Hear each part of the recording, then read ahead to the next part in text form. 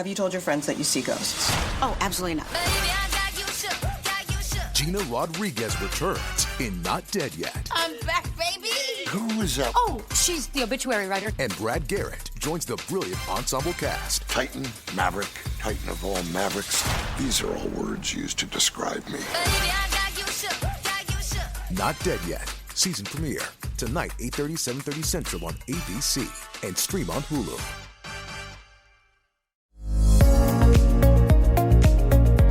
It's the Happy Families podcast. It's the podcast for the time-poor parent who just wants answers now. Before we dive into our conversation today, Kylie, it's a sellout this weekend. We're heading off to Adelaide for the Resilient Kids Conference, the final one of the year. Something like 600 people all set to meet us in Modbury. Me, Maggie Dent, Karen Young, and the wonderful Michelle Mitchell talking about raising resilient kids. And you're coming with me so that we can talk resilience. If you're in Adelaide, we can't wait to see you tomorrow. Now, it's a Friday, which means I'll Do Better Tomorrow is on the menu. Kylie, I think that you should start first. You've had some time away and left me with the kids. You left me to look after all those children and work full time and cook and clean and iron and run kids to and from school and to and from extracurricular activities. You've been gone for a little over a week. You've come home and guess what? The house is trash. Well, the house is trash because we've decided that we don't have enough space, and so we're losing our garage and turning it into some rooms. And so that's why it's trash. Well, let's be real. I was going to say we're alive. That's what I was going to say. We're alive. Everyone's happy. Everyone's fed. Everybody survived. The reason we're running out of space is because we've got a grandbaby coming. Yeah. Yeah. So we're exciting. making room for a grandbaby. Not that the grandchild is going to be living at our house. No, but she's kicked you out of your... I've lost my office. So we need to take the office home. Anyway, today I'll Do Better Tomorrow. Since you have not had to do any parenting for 10 days, 10 days, I don't know what you're going to talk about. I'm very curious to know what you're going to say that's going to help people know how you'll be a better parent since you haven't been here. So at the beginning of the year, I made some pretty big goals about things that I wanted to do in my life to kind of stretch myself, to get outside my comfort zones and to kind of, I guess, rewrite some kind of mental scripts that I've carried around for a lot longer than I should have. Right. And it just got me thinking about how so many times the thoughts that we have limit our ability to do and be the person that we could and can be. So for the last week, I've attended a conference. I caught an aeroplane all by myself. I haven't done any of these things. Not just an aeroplane, an international flight with transfers overseas.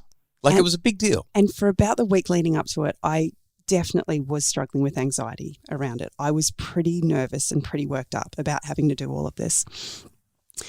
But after saying goodbye to you, you dropped me off at the front door and I had to walk in and navigate everything from scratch all by myself. I had a little bit of a cry and I went up to a lady and I asked her what was the next step, and she actually did everything for me. She was amazing. And from that moment, I was just blown away with how easy it was. And yet I have spent so long thinking this was going to be a really, really big deal and it was going to be this hard process and I was going to get lost and I wouldn't know what to do. And all of a sudden I kind of realized that it actually wasn't. It was really easy. And I got to the other end and I thought, I've waited all of this time to do this because I was too scared to try. And as I've thought about all of the other things that I've started doing, art classes and things like that, the world that is opening up to me now as a result of me being willing to confront that there might be some thoughts that I have that are limiting and stopping me from achieving things that I could achieve if I would just be open to new experiences is electrifying. It's so exciting. I spent a week on campus. I was a student, literally, backpack on my back the whole week, running from one end of the campus to the other end of the campus. I brought a whole heap of food to snack on throughout the day because I didn't have time to have a meal. There was so much going on, only to realize I didn't have any cutlery. So I was eating my yogurt with the handle of my toothbrush because I didn't have a spoon. Student life. Look at you. And I found myself interacting with people that I've never spoken to before, but just enveloped in this opportunity to learn and to grow. Yeah. And some of the things that really stood out to me was just, number one, the things that I'm striving to do to open myself up to new opportunities. I got confirmation throughout the week as I went to different classes that I'm on the right track. I'm doing the things that I need to kind of, have this amazing life. There's lots of work to do, and I brought home lots of take-homes of areas that I would like to kind of continue to grow on. But I just thought this idea that a thought is just a thought. It's the emphasis we put on that thought that changes everything. And if I can learn this now, hopefully I can help our children to recognize and understand that their thoughts literally are the first step to where they end up. And if we can get their thoughts right from the beginning, how different life will be if they can be open to new opportunities and don't judge themselves harshly because they don't get something right first go round, or, feel afraid to fail. I think that's a huge one for me. I've been so scared to fail, what that would look like, what people would think of me if I got things wrong, and being able to navigate the airport and just realize all I have to do is ask a question if I get stuck. People want to help. Yeah, they did. And they were amazing. Yes. They didn't look at me and go, "You're such an idiot. Why are you asking that? It's so obvious. There's the sign," or whatever. They were just so ready to help. But from a parenting point of view, this applies as well, because our kids often panic and think, I can't do it. It's too big. The challenge in front of me is too much. And yet there are so many people around who are so ready to help if they ever get stuck. And I think that it doesn't just apply for mums who are having brand new adventures. I think it applies for our kids as well. Totally. And I feel like I can be a better parent because I'm navigating that space now. So what does this mean for you? What is this I'll do better tomorrow take-home message? I really think it's about helping our children recognize, because of the example we set, that it's okay, number one, to not have all the answers, that it's okay to fail and get it wrong, that it's okay to try something new and be so frustrated by it, but be open to trying it again. Like it works into every facet of our lives. But for me personally, it's helping our kids recognize that their thoughts are so influential on what the next step is for them. Here's my question for you as we transition into my I'll do better tomorrow. At what point is the food that's on the table no longer fair game? What I mean by that is, let's say we're having a roast dinner and all the food is laid out in the middle of the table. We've got plates of meat and potatoes and vegetables and the gravy's there and all that sort of stuff. If I take some food out of one of the bowls in the middle of the table and put that food onto my plate, is it safe for me to assume that that food is now mine and that nobody's going to touch it? I feel like this is a bit of a loaded question. I'm going to suggest that it should be safe. It should be. Was it safe? So what I really want to know is, at what point is it truly mine? Does it need to be on my plate, or does it need to be on my fork, or does it actually have to be in my mouth? I would say, based on where you're taking this conversation, that it's probably going to need to be in your belly before it's technically yours. What happened while I was gone? So I've cooked this roast. It was such a great lamb roast, and we've got all the vegetables on the table. We have one daughter who is, I don't know how else to say it, a potato fiend. I can't believe you're talking about this. I lived student life. I was eating rations for days, and you're telling me about a roast dinner. It was so good.